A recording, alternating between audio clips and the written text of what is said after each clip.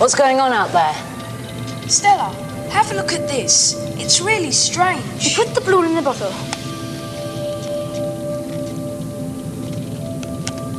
And we blow it up.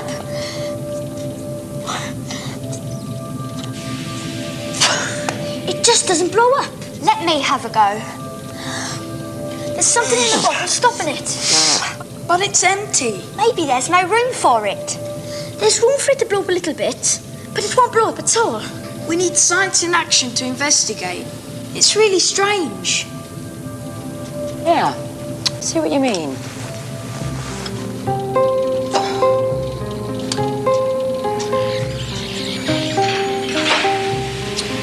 Must be something in the bottle that's stopping it. I can't see anything in there. Is there anything there?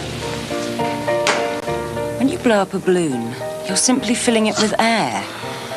But of course there's air outside the balloon too. I mean, you don't see it, you don't smell it, you usually don't feel it. Air is a mixture of gases and behaves like any gas.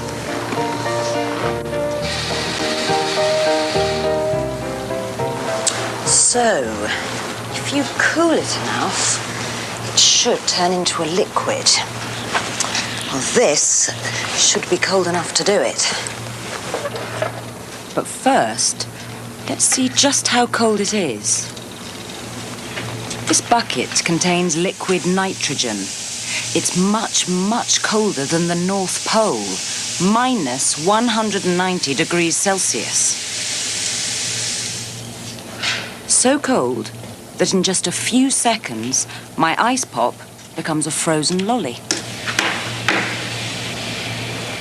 So, back to my balloon full of air. Okay, well, watch this.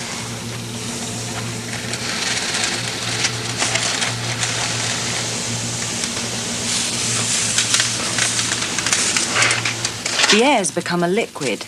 It's condensed.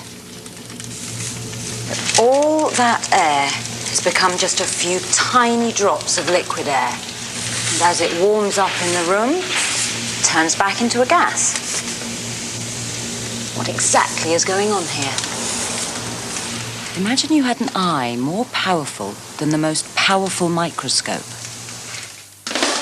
You would see a liquid is made out of many tiny particles jostling for space in the container. When you heat the liquid, the particles jostle more and more. The particles get so excited and so energetic that more and more can escape from the liquid. They become a gas. Once they've escaped from the liquid, the particles spread out.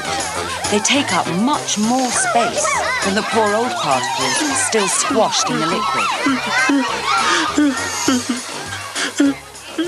Air as a gas, air as a liquid.